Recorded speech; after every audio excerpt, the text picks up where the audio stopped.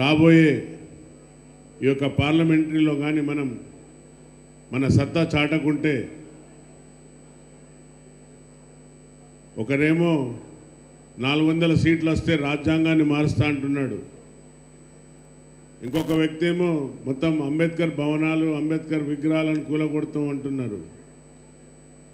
కాబట్టి సోదరులారా, మనం అందరం ఆలోచించవలసిన సమయం వచ్చింది. రాజ్యాంగాన్ని కాపాడుకోవాల్సిన బాధ్యత భుజస్కంధాలపైన మనం తీసుకెళ్లాల్సిన బాధ్యత రాబోయే కాలానికి ఉంది. కాబట్టి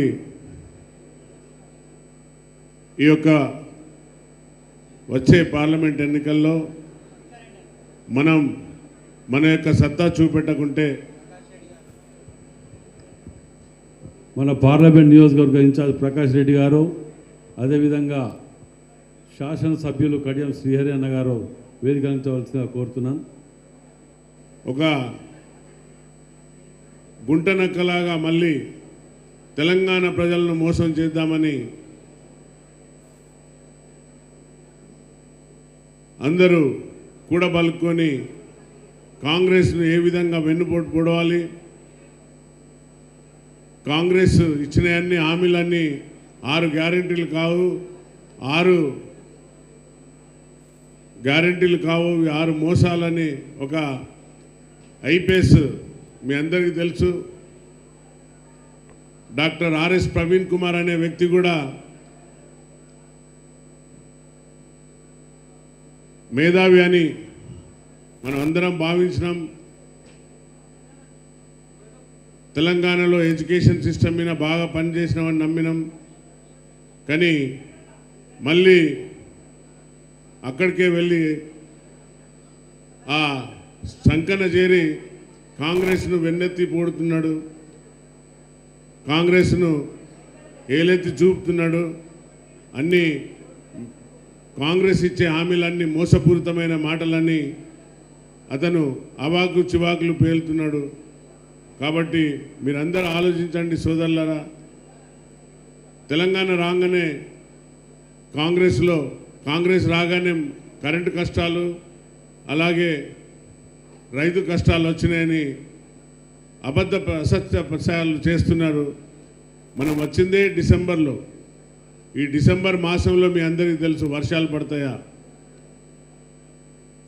కాళేశ్వరం ఏదైతే తన 80,000 పుస్తకాలతో చదివి కట్టించిన అన్నాడు, అది మీ అందరికీ తెలుసు ఏమైంది కాళేశ్వరం అనేది.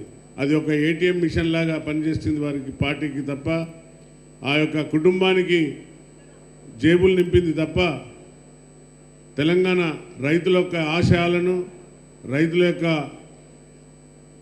తెలంగాణ ప్రజల యొక్క మనోభావాలను కుంగదీసే విధంగా ఆ కాళేశ్వరాన్ని కట్టిండు.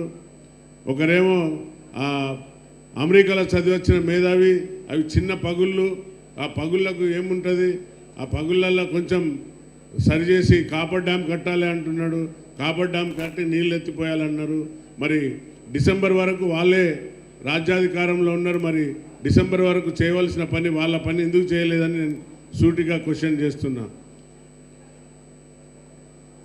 అదే కాకుండా ఎంతసేపు తెలంగాణ కాంగ్రెస్ రాగానే కాంగ్రెస్ పైన దుమ్మెత్తిపోయడం, అన్నీ అబద్ధాలు చెప్పడం వారికి పరిపాటు అయిపోయింది. ఇప్పటివరకు మోసం చేసిండ్రు.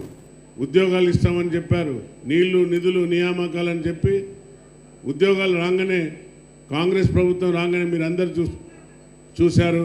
మన గౌరవ సీఎం గారు తక్షణమే 7,000 పై చిలుకులు 7,000 పై చిలుకులు నర్సు ఉద్యోగాలు, అలాగే ఆర్టీసీలో ఉన్న కారుణ్య ఉద్యోగాలు, ఇంకా కానిస్టేబుల్ మొన్నటి వరకు కానిస్టేబుల్ ఉద్యోగాలు కూడా ఇవ్వడం జరిగింది. ఇప్పుడు కూడా గ్రూప్ 1 కూడా, గ్రూప్ 2, 1 to 4 కూడా డిక్లరేషన్ అయింది, మనకు పబ్లికేషన్ అయింది.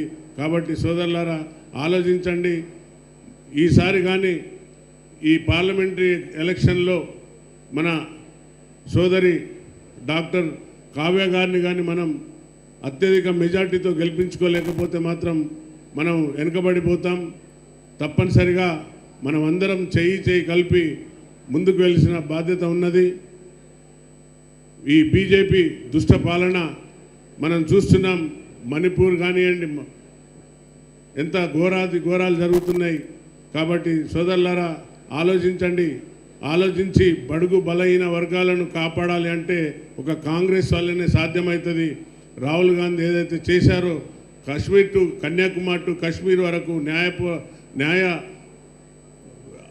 దీక్ష చేస్తూ అతను ఏదైతే సాగించాడో ఈ యొక్క వాటిని గుర్తుంచుకొని మనము తప్పనిసరిగా కాంగ్రెస్ను గెలిపించుకోవాల్సిన బాధ్యత మన పైన ఉంది. కాబట్టి మీ అందరినీ పెద్ద ఎత్తున ప్రతి ఒక్కరూ ప్రతి ఇంట ప్రచారం చేసి డాక్టర్ కావ్య గారిని గెలిపించుకోవాల్సిన బాధ్యత మన పైన ఉంది. కాబట్టి తప్పనిసరిగా మీరందరూ కాంగ్రెస్కు గెలుపు దిశలో తీసుకుపోతారని ఆశిస్తూ ఈ సమయం ఇచ్చిన సోదరులు అధ్యక్షత వహిస్తున్న హన్మకొండ ఎమ్మెల్యే గారికి ధన్యవాదాలు చెబుతూ ముగిస్తున్నా.